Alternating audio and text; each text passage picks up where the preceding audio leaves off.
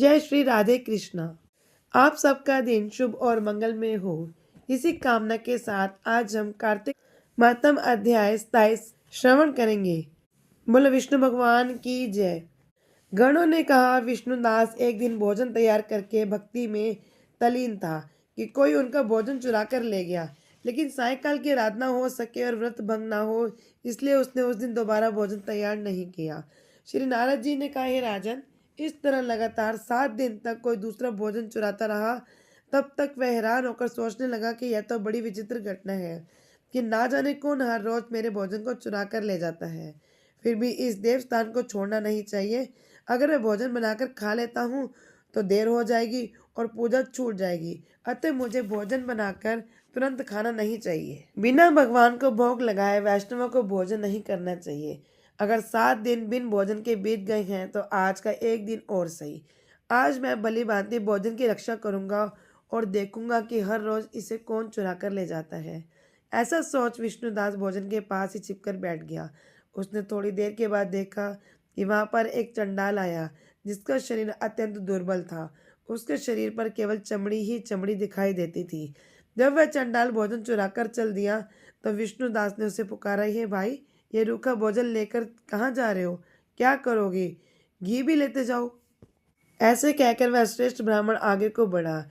विष्णुदास को अपनी ओर आते देखकर वह चंडाल तेजी से दौड़ने लगा। वह ब्राह्मण से डर गया, लेकिन निर्बलता के कारण दौड़ भी नहीं सकता, अतः वह भूमि पर गिर पड़ा और मूर्छित हो गया। चंडाल को मूर्छित देखकर विष्णुदास लपक कर उसके पास पहुंचा और अपने वस्त्र से उस पर हवा करने लगा। और इसके बाद उसने जो कुछ देखा उसे देखकर आश्चर्यचकित रह गया।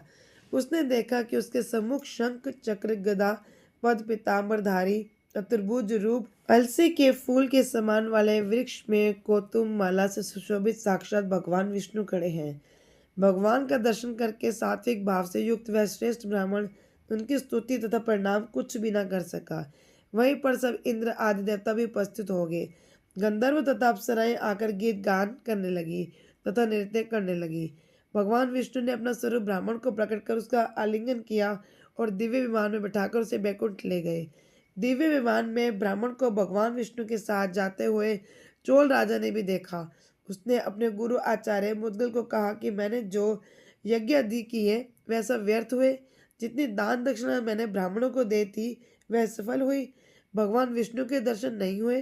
विष्णुदास ब्राह्मण ने केवल श्रद्धा से भक्ति की, जिसके प्रभाव से विष्णु भगवान ने आकर उसको दर्शन दिए। इसलिए भक्ति ही सर्वोपरि है। मुझे विष्णु भगवान के दर्शन के लिए राजकाज त्याग कर भक्ति करनी चाहिए। राजा के कोई पुत्र न होने के कारण उसे भांजे को राजगद्दी का अधिकार बना दिया और आप विष्णु भगवान की भक्ति करने लगा। बहुत काल तक भक्ति करने के बाद भी जब विष्णु भगवान के दर्शन नहीं हुए तो वह अग्निकुंड में कूद पड़ा।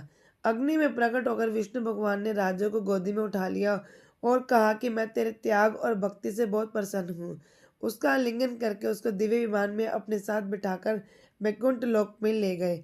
भगवान विष्णु ने अपने समान रूप वाले ब्राह्मण को पुण्यशील और राजा चोल को सुशील नाम देकर दोनों का अपना द्वारपाल बनाया। जय श्री राधे कृष्णा। कार्तिक मातम अध्याय 27 की कथा संपन्न हुई। अब अगले अध्याय की कथा अगली वीडियो में श्रवण कीजिएगा। तब तक के लिए धन्यवाद। चैनल को सब्सक्राइब करें, वीडियो को लाइक करें।